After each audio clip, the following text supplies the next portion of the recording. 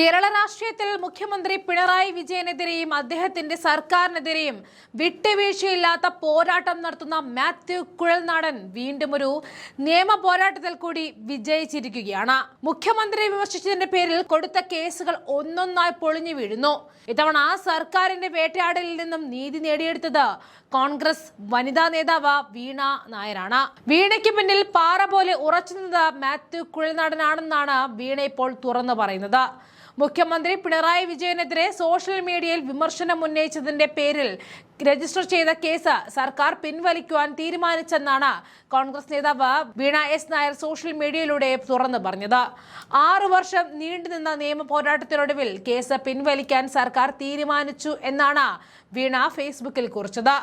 5 വർഷങ്ങൾക്ക് മുൻപ് Covid lockdown നിയന്ത്രണങ്ങൾ നിലനിൽക്കുന്ന സമയത്താണ് സംഭവങ്ങളുടെ തുടക്കം. മുഖ്യമന്ത്രി പിണറായി വിജയന്റെ PR പ്രവർത്തനങ്ങളെ വിമർശിച്ചുകൊണ്ട് വീണ ഫേസ്ബുക്കിൽ പോസ്റ്റ് പങ്കുവച്ചിരുന്നു. ഇതിനെതിരെ ലഭിച്ച പരാതിയിൽ എറണാകുളം സെൻട്രൽ പോലീസാണ് വീണയ്ക്കെതിരെ കേസെടുത്തത്. ലോക്ക്ഡൌൺ കാലത്ത് തന്നെ എറണാകുളത്ത് ഹാജരാകാൻ നിർദ്ദേശിച്ച പോലീസ് നോട്ടീസ് നൽകുകയും ചെയ്തിരുന്നു.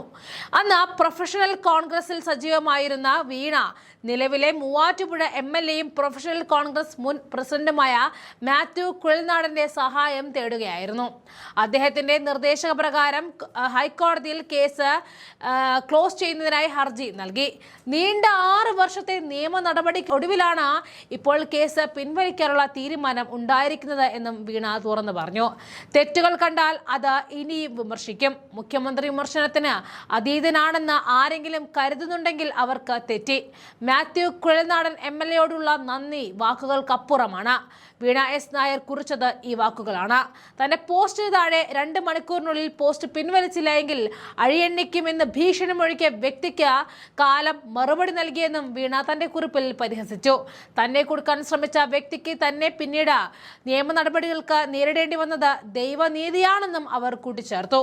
പിണറായി സർക്കാരിന്റെ ഏകാധിപത്യ പ്രവണതകൾക്കെതിരെ ശബ്ദമുയർത്തുന്നവരെ കേസുകൾ കൊണ്ട് തളയ്ക്കാമെന്ന CPM വ്യാമോഹത്തിന് വീണ്ടും കനത്ത പ്രഹരം തന്നെയാണ് ഈ സംഭവം.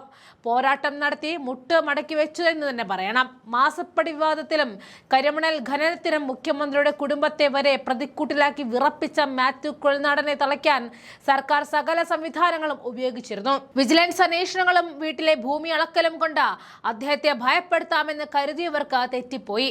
സ്വന്തം കേസുകൾക്കൊപ്പം തന്നെ സർക്കാരിന്റെ വേട്ടയാടലിന് ഇരയാകുന്ന ഓരോ കോൺഗ്രസ് പ്രവർത്തകനും വേണ്ടി കോടതികളിൽ അദ്ദേഹം ഇന്നും ഗർജിക്കുന്ന സിംഹമായി മാറുകയാണ്. അധികാരത്തിന്റെ ഹുങ്കിൽ ആരെയും നിശബ്ദരാക്കാമെന്ന് കരുതുന്ന പിണറായി വിജയന് നിയമത്തിന്റെ വഴിയെ സഞ്ചരിച്ച മാത്യു കുഴൽനാടൻ നൽകുന്ന മറുപടികൾ ഇടത് ക്യാമ്പുകളിലെ അക്ഷരാർത്ഥത്തിൽ വിറപ്പിക്കുകയാണ്. വീണ നായരുടെ കേസ് പിൻവലിക്കാനുള്ള തീരുമാനം മാത്യു കുഴൽനാടൻ എന്ന അഭിഭാഷകന്റെയും പോരാളിയുടെയും കൂടി ഉജ്ജ്വല വിജയമായിട്ട് നമുക്ക് വിലയിരുത്താം.